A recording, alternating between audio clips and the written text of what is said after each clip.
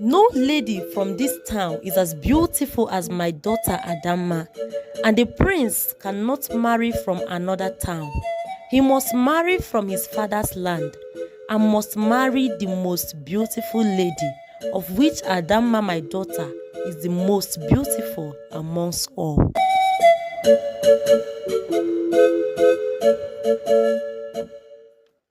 Once upon a time, in the land of Amata, lived a very wealthy man, Mazi Ikede, and his wife, Obiageli Akudia. They had 3 children, Adamma, Adako, and Omekanaya. Adamma and Adako were twins, while Omekanaya was the last born. Mazi Ikede provides his family with everything they need. Adamma usually parades herself before her sister and her friends because she looks more beautiful than all the ladies in their village. She was so popular in their town because of her beauty. For the fact that she is the most beautiful lady in their village, everyone knows that she's going to be the crown prince's wife. For their tradition states that the crown prince must marry the most beautiful lady in their town. For this reason, Adamma's mother pampers her. She doesn't allow her to do any chores in the house.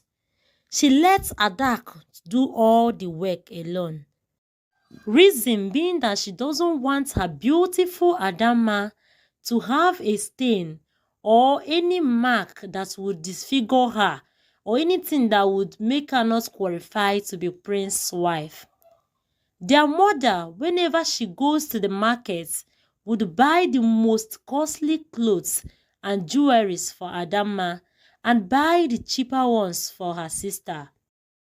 But Adak would always receive her own gifts with happiness, regardless of their mother's attitude towards her, just because she's not as beautiful as her sister, and no man has ever asked for her hand in marriage. Unlike her sister, that different men has come seeking for her hand in marriage because of her beauty. But all this never bothers her much because she loves being happy. One day, her mother insulted her and told her to go and marry, for all her mates in other towns are married. She asked if she is waiting for her sister, whom she knew is already the prince's wife, because no lady in their town can stand her beauty. This touched Adako, and she told her mother to remember that according to their custom, no maiden of their age is allowed to get married until the prince makes his choice on who to marry. Immediately she finished saying this, her sister cut her short, saying that she's too ugly to be thinking of having a chance with the prince. She told her that it's better she help herself now by getting married, or she will remain in the house unmarried. This made her to weep continuously. She felt rejected by everyone in their family, except their younger brother, Omekanaya, who gives her support and consoles her whenever she's been humiliated by her mother and her twin sister. One day, a very rich businessman who had heard about Adamma's beauty came to seek for her hand in marriage. Immediately, he made his intention known to the family. Their mother, Obiagiri, got annoyed and ordered him to leave their house. She asked if he's the only fool that is not aware that her daughter Adamma is meant for the prince and not wretched men like him. Adamma and her mother pushed him away from their house. Like that was not enough, they poured him dirty water. This man felt so disappointed. He was so humiliated The worst part is that he now stinks because the water they poured on him was smelling. He can't go back to the city like this because people would run away from him. Adaku, who was by the corner watching all that was happening, went inside and took her brother's clothes. She gave it to the man to wear. She apologized for her mother and her twins' action. She pleaded with the man to forgive them. The man took the dress from her and thanked her. After the man left, he thought of Adaku's kind gesture. He couldn't take his mind off her. He said to himself that although Adak is not as physically beautiful as her sister, she has the best character, which is what he wanted in a woman.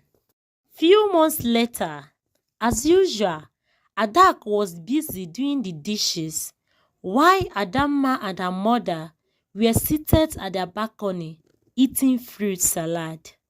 When Njideka, her friend, ran to them and told her that the prince is doing his traditional marriage same day with someone else, Adamma could not believe her ear. She thought it was a prank, but her friend repeated the same thing. She told her to come and see for herself. Her mother stood up and told her to shut up and stop lying because no lady in their town is more beautiful than her daughter Adamma, and the prince can never marry from another town. According to their tradition, he must marry from their village and he must marry the most beautiful lady, of which her daughter Adamma is the most beautiful lady in their town. They quickly followed Njideka. On getting to the place, Adamma saw a beautiful goddess sitting next to the prince. The beautiful lady sitting next to the prince is Aboma, the Onowu's daughter. She has been in the city for years. No one in their village knew about her beauty. When she came back from her holidays, the prince saw her and noticed that she's more beautiful than Adamma, more respectful, humble and kind to people. He loved her, proposed to her, and is getting married to her without wasting time. Adamma's beauty is very ugly compared to the lady next to the prince. Immediately she saw this lady, she fainted. After she woke up, she cried her eyes out. She returned home shamefully with her mother. On getting to their house, they saw what they never expected. The businessman whom they poured dirty water is in their house, chatting happily with her sister Adako. Immediately Adamma saw them. She ran to Ikenna the businessman and hugged him. But Ikenna did not say anything. Their mother came and told him to come inside the house. She called him their in-law. They told Adako to go and prepare food for him, while Adamma keeps him company. Their whole change in attitude was a shock to both Ikenna and Adako. Adak did as she was instructed. Adamma was so happy that Ikenna came back for her. She went and told her sister that all her enemies who were ready to laugh at her shall be put to shame, because she will soon be Ikenna's wife. After everything, when Ikenna was about to leave their house, he called Adak and gave her some money. He told Mr. Ikedi, their father, that he came for Adako and not Adamma. He begged him to allow him marry Adako because he loves her so much and wants to marry her. Ikedi agreed happily and blessed their union. He later paid her bride price, took her to the city, and they lived happily with their children. Adamma, on the other hand, regretted all she had done to people, especially her twin sister Ada. She could not get married to any responsible man, for she humiliated all the men that had come seeking for her hand in marriage, and none of them wanted to associate with her again. She later got married to a village Panwantapa. Adako, on the other hand, became the breadwinner of their house. She forgave her sister and took care of her family, including her sister Adama.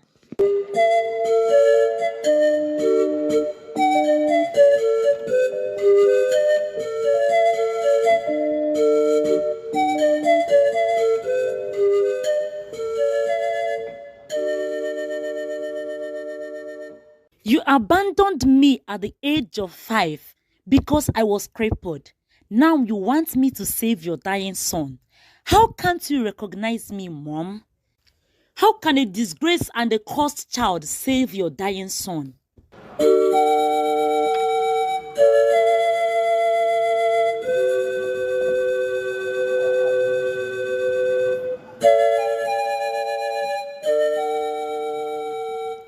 Story time. Once upon a time, in a distant village, there lived this beautiful couple, Acharugo and her husband Obinna, who had 4 handsome sons after 5 years of barrenness. This couple loved their children so much. Seeing their boys grow up gladdens their hearts. But one thing is left out. There is no female child among their children. This makes Acharugo to cry each time she entered the market and saw a beautiful feminine outfit. She would wish she had a daughter that she would have bought the dress for.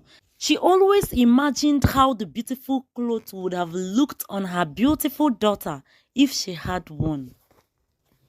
She prayed and cried to God every night for a daughter.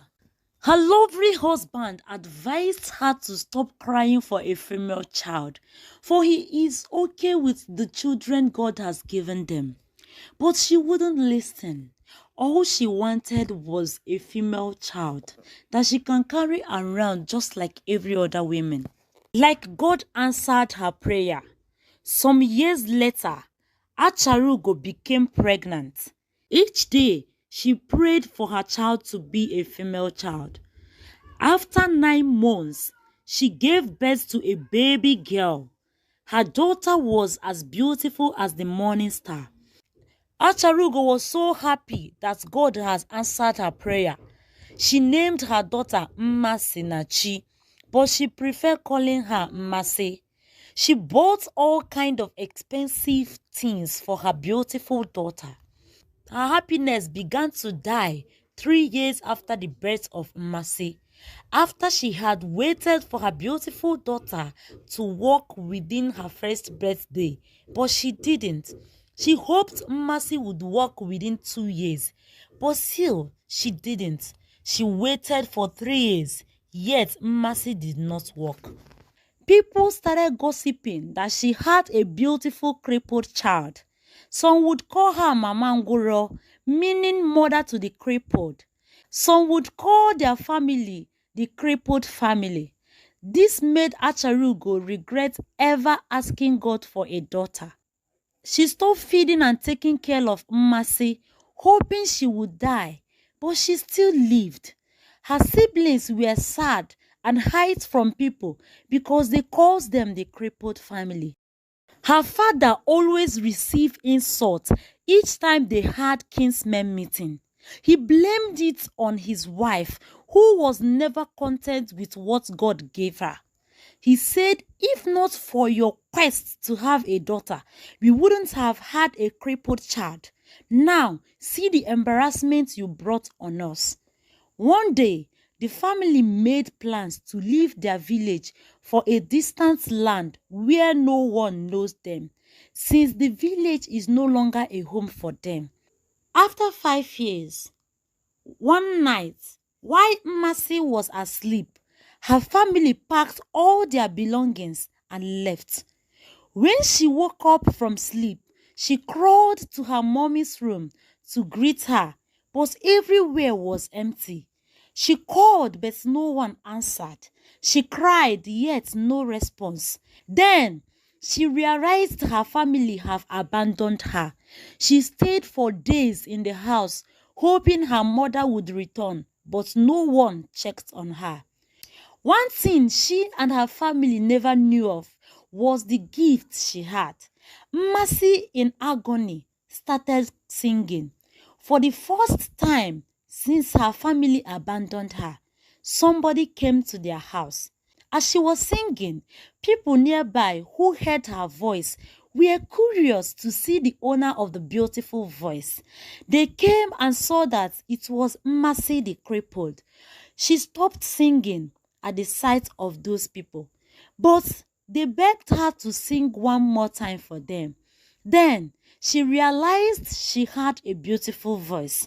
After singing for the people that have gathered in their compound, they gave her food and some other gifts.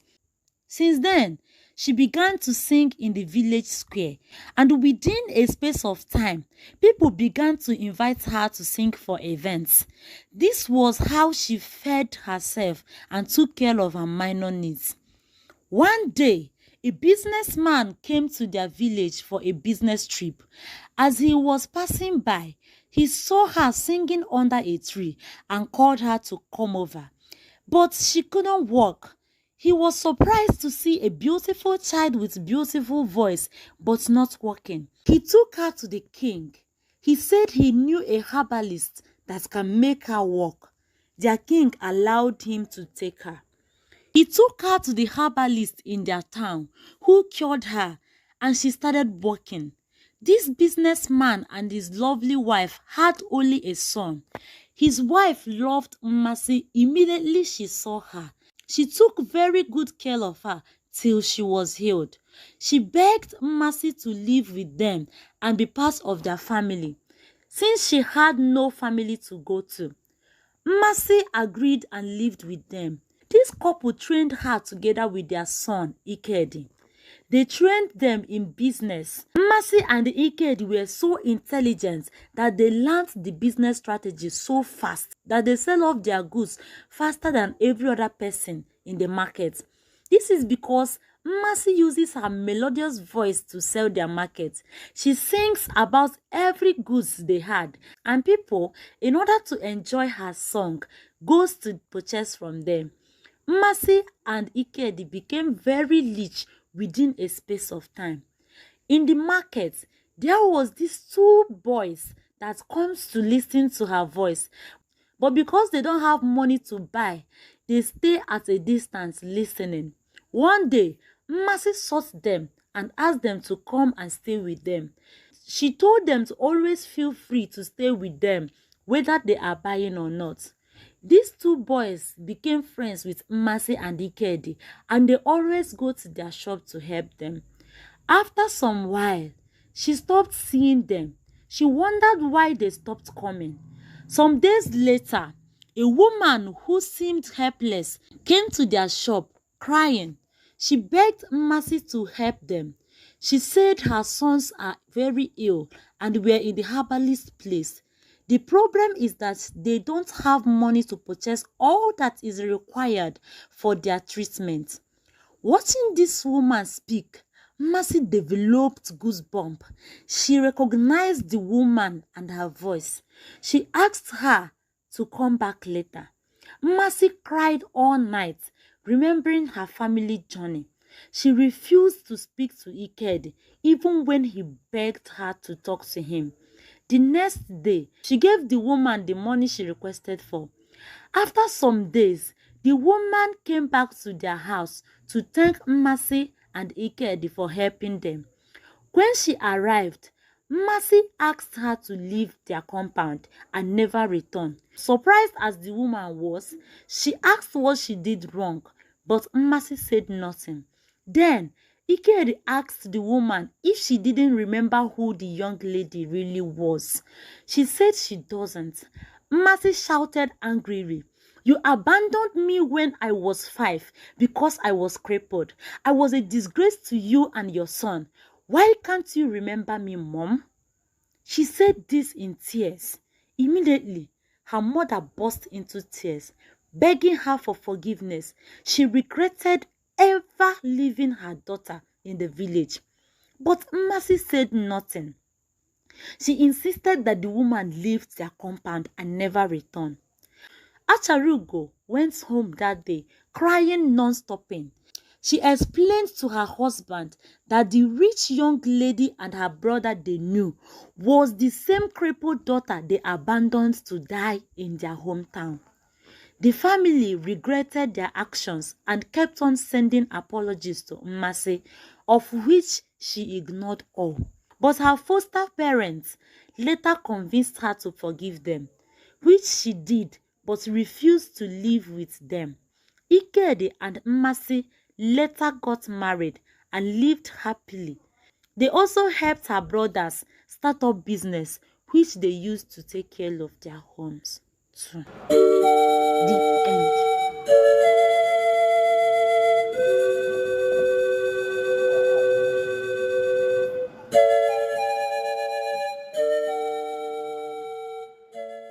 I shall lay with all my wives. Afterwards, they shall be sent to live in the tent inside the thick forest till they put to bed. Whosoever among them that gave me an heir shall return back to the palace with a huge ceremony.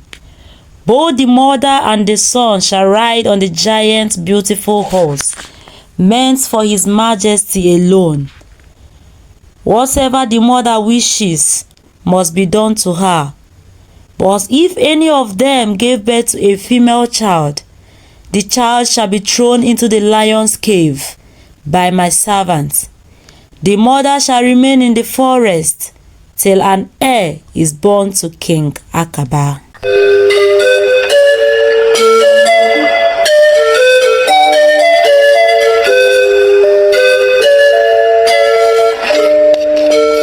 King Akaba, the great king of Amekpo Kingdom, married 7 wives, and all his wives gave birth to only female children.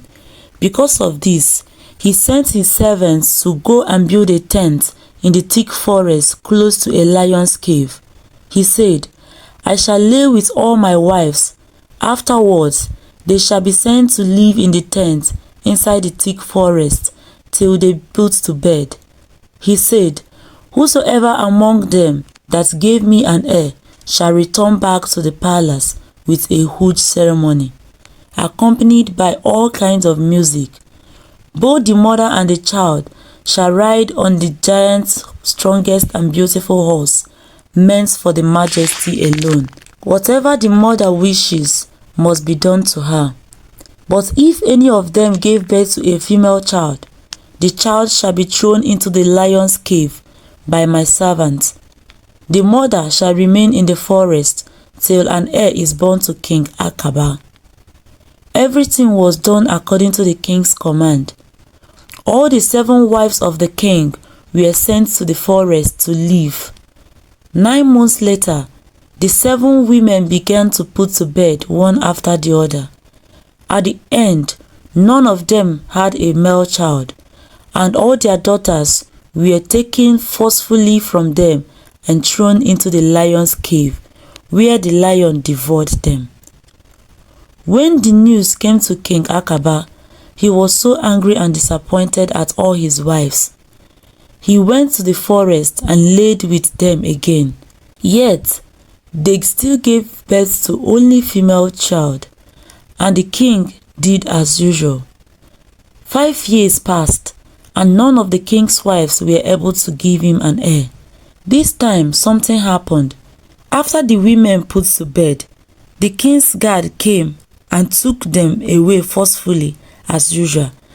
But when it got to the first wife's turn, she pleaded for the guard to allow her throw the child to the lion's cave herself, as a way of showing how saddened and sorry she was for disappointing her husband. She did this because she was already 45 and would not be able to give birth again. The guard permitted her to do so herself against the king's command. She took her child to the lion's cave and instead of throwing her into the cave, she gave her to her sister who lived in a distant land. She begged her to take care of the child, for she would be the last she would had, because she already approached her menopause. After she returned back to the tent, the other women despised her for killing her child herself. It was so painful already for them, seeing their child being forcefully taken to feed a wild animal, and now them doing it themselves was the worst. They excommunicated her. 10 years later, a very dangerous monster attacked the whole of Amebo Kingdom. It destroyed their crops, animals, and was killing every human. The king sent his warriors, but they all got killed. He called for help from other kingdoms, but no one responded. All King Akaba's efforts to destroy the monster were in vain. One day, the king summoned all the chief priests of his kingdom in search of solution to their problem. It was at this gathering that the solution to the problem was found. They told the king that there was only one person who can defeat the monster, and that person was his blood. The king doubted it. He said, "How can my child defeat the monster when I had only weak bones around my house? I had no son that can face the monster. For the past 10 years I sent my wives away. None of them had given me a son." Later, after having a deep thought about what the chief priest had stated, King Akaba began to send his daughters out to face the monster one after the other, but none of them returned. They all got killed by the monster, and King Akaba became childless. After the last daughter of the king was killed by the monster, he wept. He ordered for the arrest and execution of all the chief priests for tricking him to killing all his children. Yet, they still maintained their words, saying the same thing. The king brought diviners and chief priests from other nearby kingdoms, but they still said the same thing. He became more confused. How can my blood defeat this evil when I had no child? All my daughters has been killed by the monster. Where is this my blood you are talking about? One day, while the king was waiting to place his final judgment on the chief priest, news came to the king stating that a 10-year-old girl from a distant land who had magical powers said she can destroy the monster. The king doubted it and sent them away. When the monster attack became so unbearable, the king pleaded that the young girl be brought to him. He promised to give her whatever she requested for if she destroys the monster. The little girl appeared before the king and said, "All I want is that my mother and her co-wives be brought back to the palace with a grand ceremony. My mother and I shall ride on the giant beautiful horse, and all kind of music shall accompany us home." The king at first refused, stating that that was the promise he made to any of his wives that gave him an heir, and would not be granted to a stranger. The little girl made him understand that her mother she meant was the Lolo, the king's first wife. She made him regret all his actions. She threatened to go back to where she came from if the king was not willing to grant her wish. It was at this moment that the king understood the message of the diviners clearly. He agreed to grant her request. After some days, the little girl destroyed the monster using her magical power. After she destroyed the monster, the king granted her wish. Her mother and her co-wives were brought back to the palace on a grand ceremony. The little girl and her mother rode on the giant beautiful horse meant for the king, and all kind of music accompanied them home. At the same time, all the king's hostage were freed. After some time, the first wife was granted the opportunity to make her request. and her request was that her daughter be made the heir to the throne of Amekpo and shall succeed her father. This was so difficult for King Akaba, but as a king, he could not go back on his words, so he made her the heir. 2 years later, 2 of the king's wives gave birth to male child, but none of them could rule after their father because the heir had already been chosen. They can only rule after the reign of the king's daughter, Munachi.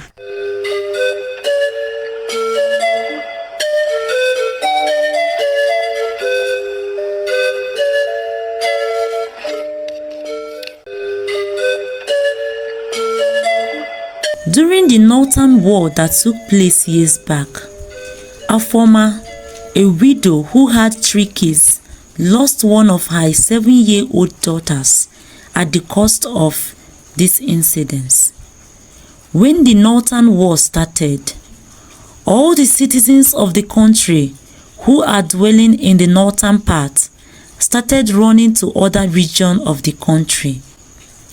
During this time, Afoma took her family and some of their belongings, trying to escape from the heat of the war towards the east. Due to the nature of the war, everyone were running helter-skelter with their families. It was difficult for Afoma to carry her 3 children, including their belongings, as there were no transportation available due to the severity of the war, the bomb blasts and gunshots that is being thrown here and there. Aisha, her neighbor, who noticed how she was struggling to control her children, offered to help her carry one of her twins. This made the journey a bit easier for Afoma. But along the line, as they were about to cross the northern bridge connecting the northern part to the eastern part of the country, something terrible happened. There happened a disastrous bomb blast that made everyone scatter and run to different directions. When this happened, Afoma threw away all their luggages and held firmly her kids that were with her. After this bomb blast incident, she looked around for her second daughter but could not find her. She looked everywhere for her daughter and Aisha, the lady that helped to carry her, but could not find her. After a series of days of searching, she continued her journey to the east. After the war ended, she went back to north in search of Aisha and her daughter. But on getting to the northern part where they stayed, she could not recognize anywhere again because everywhere has changed. A lot of places were destroyed. Places that used to be overly populated were empty. This made her to return back home, hoping that one day she would find them. She later heard that Aisha lost her life during the war while she was saving a little child. The person who gave her this information told her that the little girl was saved, but Aisha died some days later due to the severity of the injury she incurred. This gave Afoma hope that her twin daughter is still alive, but where and how to find her was a biggest problem. She mourned Aisha for days. She prayed every day to God to let her path cross with that of her daughters one day. She strongly hoped that she would see her daughter again. She started training her 2 remaining children, Amara and Obiora, in school, hoping that one day Amarachi's twin sister would return to them. Amarachi grew up to be arrogant, proud, and heartless. She happened to be the disciplinarian in their school. Every student feared her because she was very strong and also had her cliques comprising of people of same character and attitude as hers. In order to avoid getting into trouble, every student in their school obeys their command, whether healthy, unhealthy, beneficial, or not. One night in the dormitory, when all the school staffs had gone home, Amara and her cliques were standing in the dark behind the junior hostel having their normal meeting. While they were doing this, they noticed a junior student is dropping on them through the window. Immediately they saw her. They ordered her to carry the food she was eating and meet them behind the soakaway pit that drains all the dirty water that is coming out from the hostel. The students, out of fear, went down to meet them. Behold, it was Aisha, the poor girl from North, who got to their school through scholarship. Amara told her cliques that Aisha was a nobody, and as such, they can treat her anyhow they want without being questioned by anybody. So, she forced her to mix her food inside the gutter that drains water from the student's bathroom and eat it.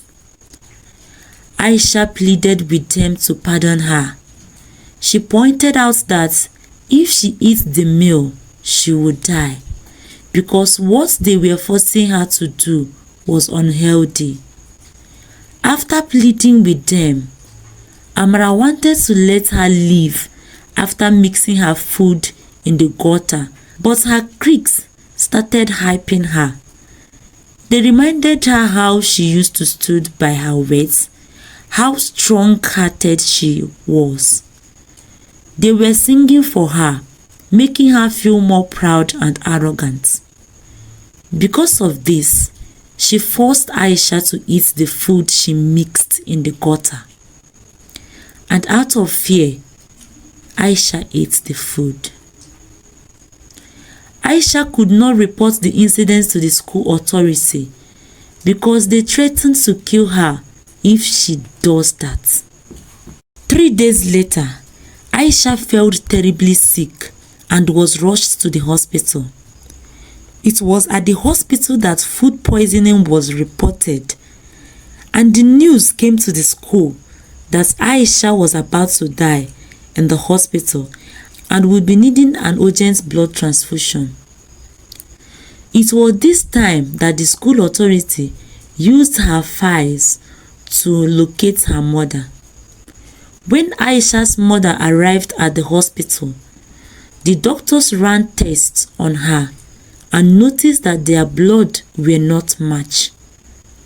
When the students heard about this, they began to panic.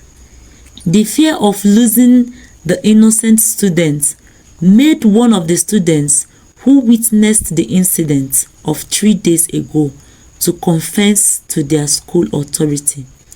After the students made this confession, Amarachi was forced to go and stay with her in the hospital.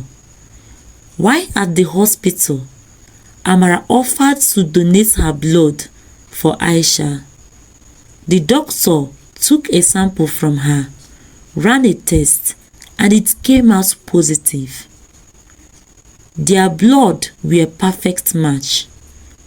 While Amarachi was waiting for the blood transfusion, her mother Afoma was summoned to come to the hospital at once. When her mother came, she apologized to Aisha's mother. Along the line, after they got talking, she asked her why her blood and her daughters were not a match. It was then that she explained that she was never Aisha's mother.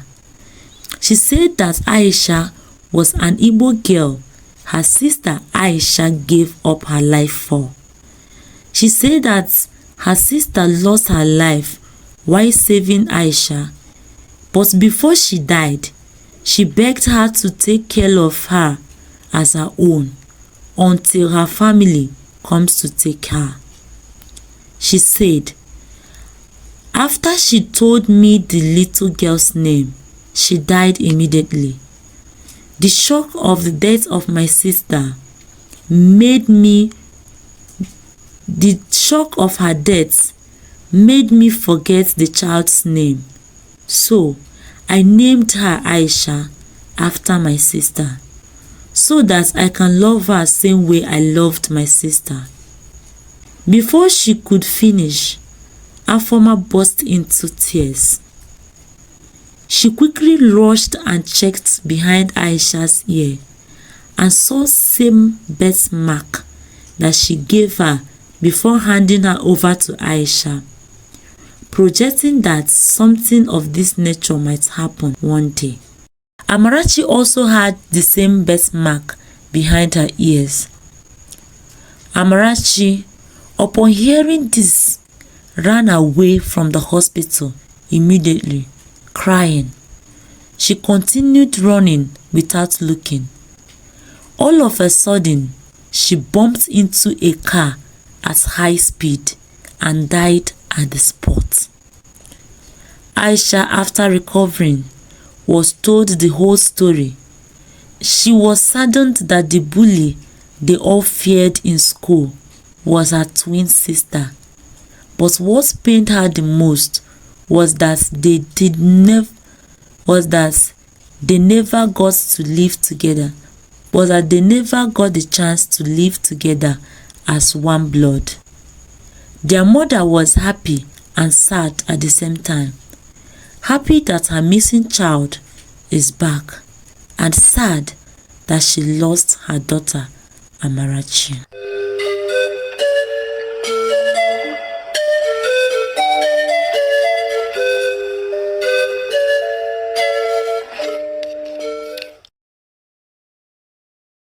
Norma left her previous school after her cousin sister revealed her secret to her friends. Norma's father was an unfaithful husband to his wife. He contacted HIV through his unfaithful lifestyle. When he noticed he had contacted the disease, he vowed to transmit it to his wife.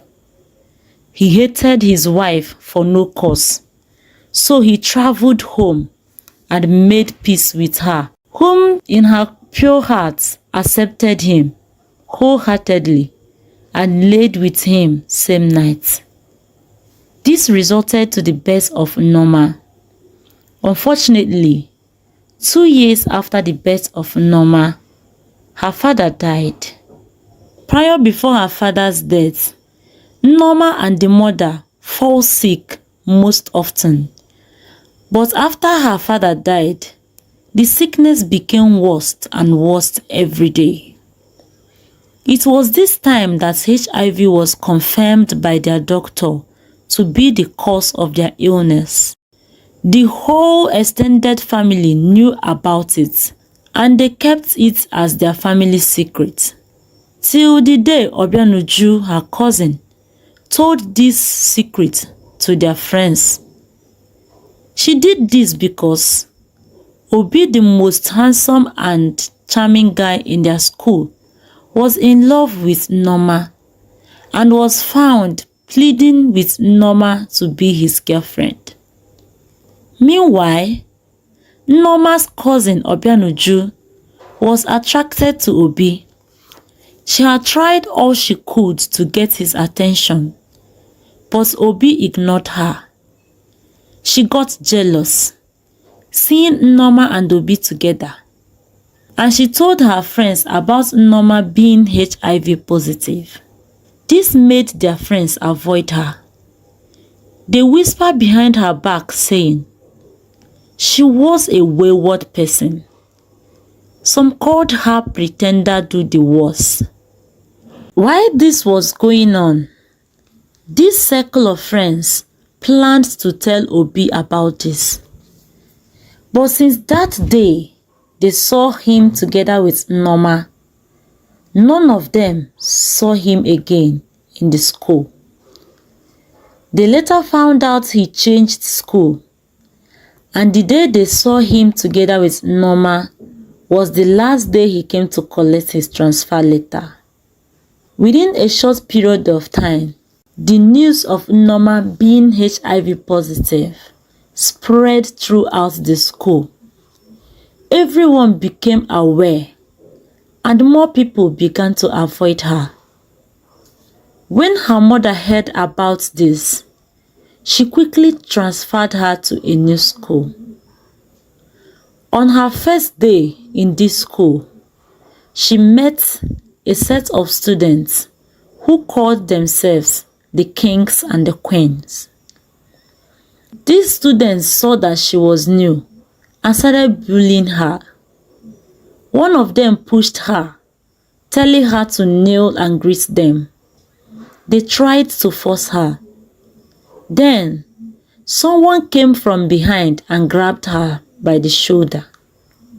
Behold, it was Obi, same class guy from her former school. These students that called themselves the kings and the queens ran away at the sight of Obi because he was stronger than them. After these incidents, Nneoma and Obi became friends. They became best of friends, and Obi promised to protect her from the bullies in their school. Along the line, they became lovebirds. They were always seen together. Obi cared so much about her and does everything to protect her. One day, during one of their lectures on HIV, a student asked a question. He said, "Is it advisable for a healthy person to marry someone with HIV?" The teacher, instead of answering the question, threw back another question to the student saying, "If a very pretty lady should walk into this class now, and her charming nature got you attracted to her, that you made up your mind to marry her, but later you found out that she is HIV positive, what would you do?" Obi from his seat shouted, "I will run for my life without looking back." Immediately Nneoma heard this response from Obi. Her heart withered. She felt bad and pained. In her heart she said, "I knew it. If he should find out, he won't want to do anything with me again. What was I thinking falling in love with him in the first place? Now, I can't live without him. I have gotten fond of him." Things got worse when a female student asked, "Is love not supposed to cover all?" Which Obi jokingly responded. He said, "Love no reach for this one. My health is the most paramount." After this his response, Nneoma took permission from the teacher and left the class. She went directly to her hostel and cried all through the night. After the class, Obi looked everywhere for her but couldn't find her. The next day, everyone returned to class, but no one saw Nneoma. Obi became more worried. In their school, boys are not allowed to visit girls' hostel. So, Obi begged her roommates to help him check if she is in her corner. He also gave them a letter to give her, begging her to come and see him in their usual spots. But none of these girls delivered the message. This was because they were jealous he chose her over them. Obi waited for her to come for days, but she didn't show. Neither did she come to class. Nneoma remained in her corner, crying. She refused to speak to anyone. On the third day of the incident, after she waited to receive message from Obi but got none, she concluded that he must have known her story and ran for his life as he stated in class. She decided to take her life. She said, "What is the essence of living when people avoid me whenever they hear my story? And the only one who makes me happy has left me because of my story." She took a poison when everyone had gone out. But when she was struggling with the pain, one of the students who intentionally avoided class that day saw her and raised alarm. She was quickly taken to hospital. There, Obi came to visit her severally, but she refused to talk to him. She refused to tell anyone her reason for wanting to take her life. After she was cancelled by the physiotherapist and she was discharged, she returned back to school, but this time she avoided Obi. She refused to have anything to do with him. Obi tried so many ways to get her attention, but she refused to say or do anything with him. When Obi could not bear this any longer, he sent his friends to kidnap her and bring her to his lodge. Obi was from a wealthy home, so he lives outside school and comes to school every day with his car. His friends did as he instructed and brought Nneoma to his house. There, he begged Nneoma to tell him his offense, that she had to punish him this way.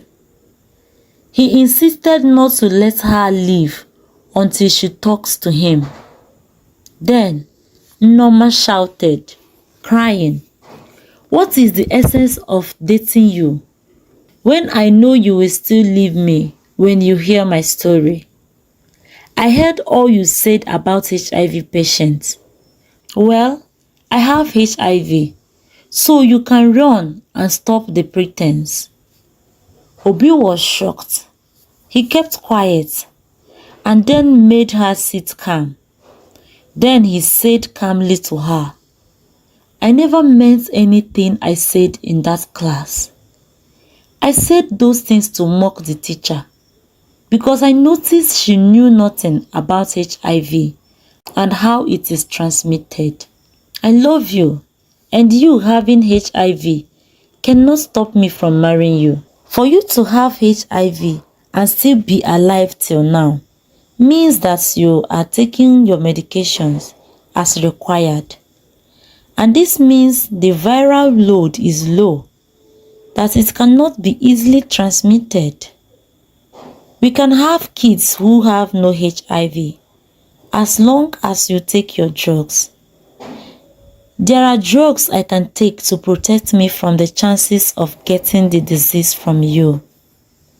Do you know there are other people in our class who had HIV, and none of them tried taking their life after the class? This was because they stayed till the end, and I explained these things to them. What made you think that with all this I knew about HIV, that I will leave a priceless jewel like you because of a disease that can be managed? I love you and will always do. Please, don't try taking your life for any reason in this life." After listening to Obi, Nneoma became happy, and this gave her hope of living again. Now, she knew better. She became stronger and less scared of people's attitude towards her, all thanks to the knowledge she had now about her condition. She and Obi continued their love life. The end.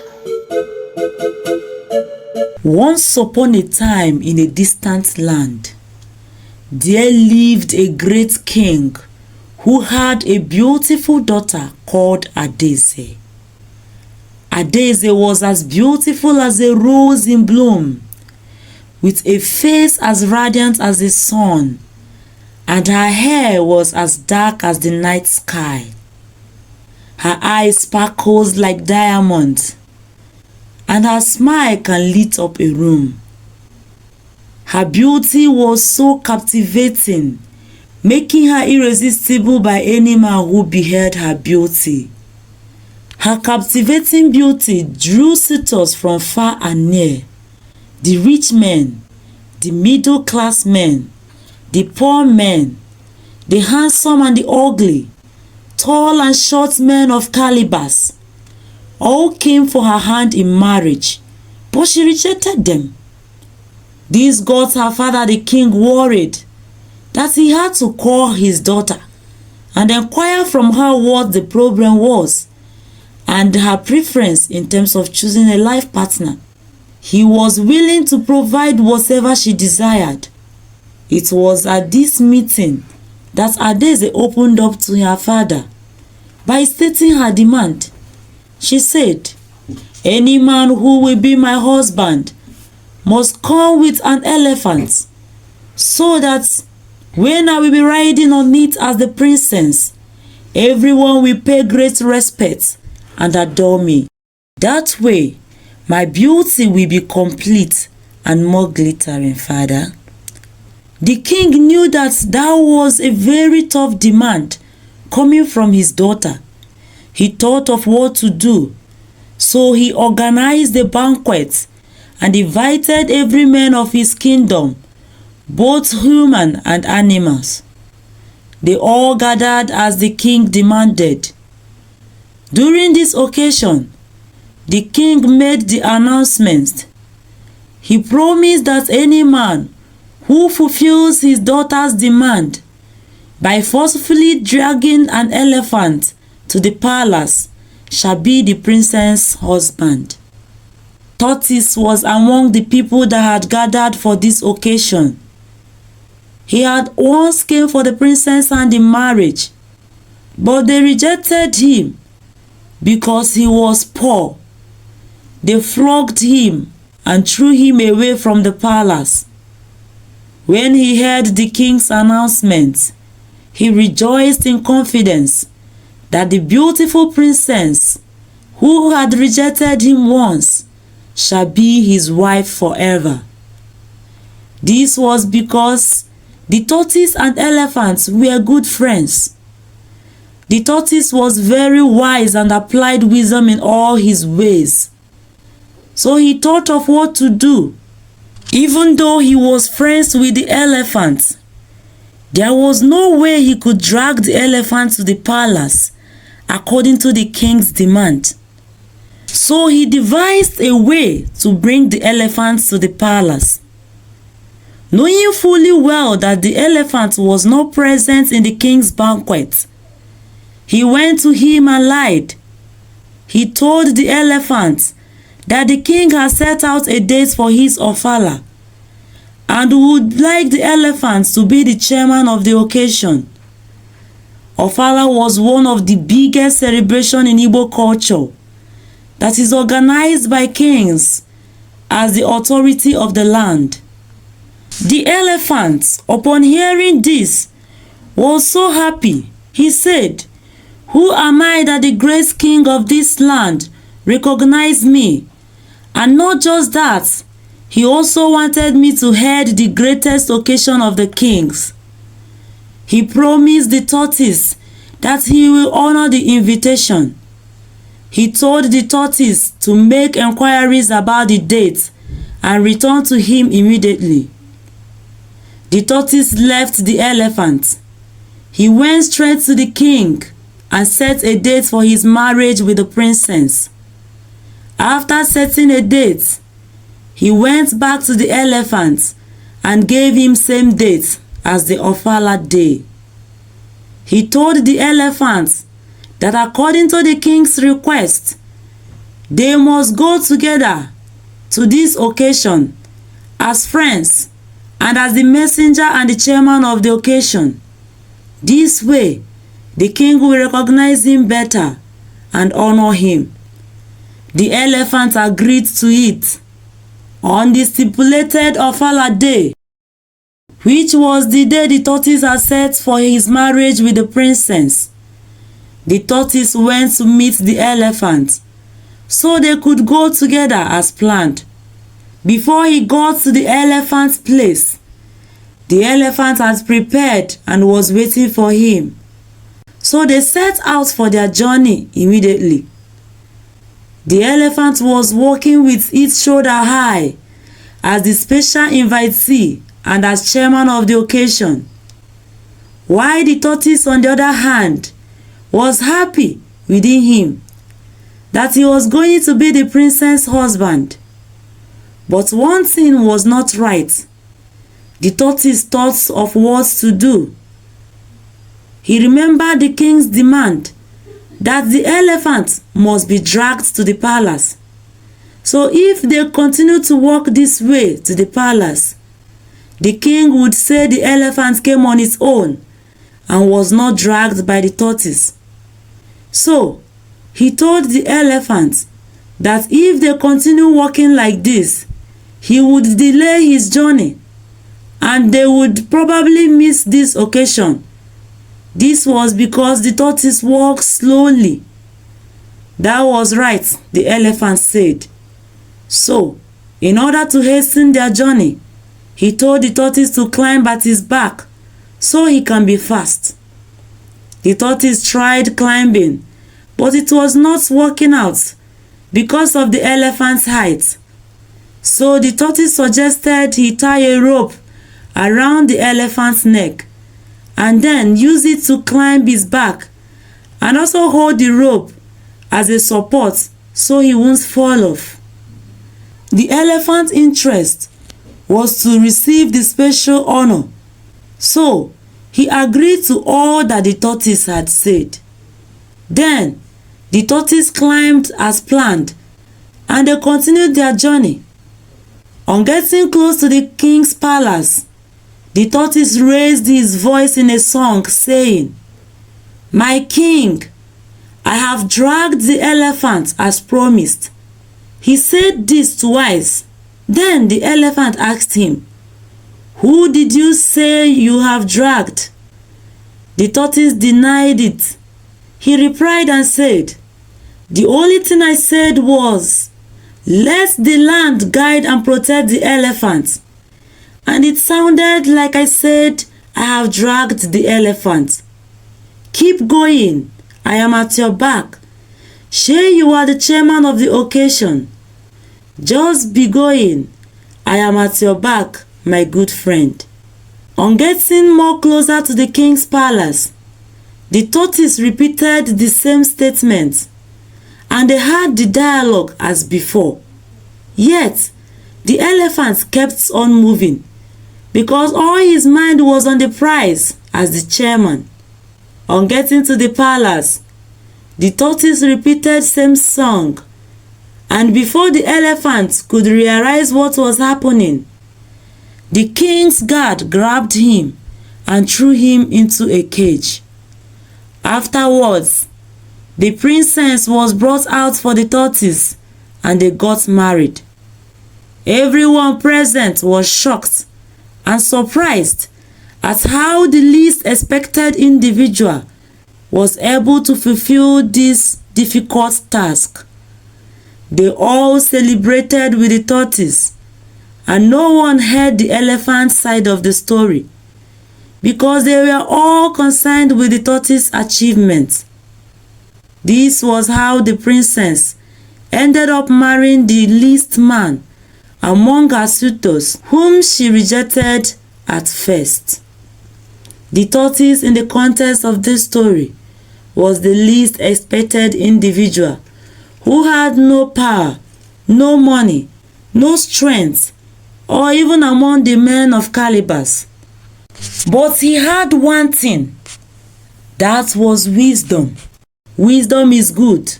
Try to be wise.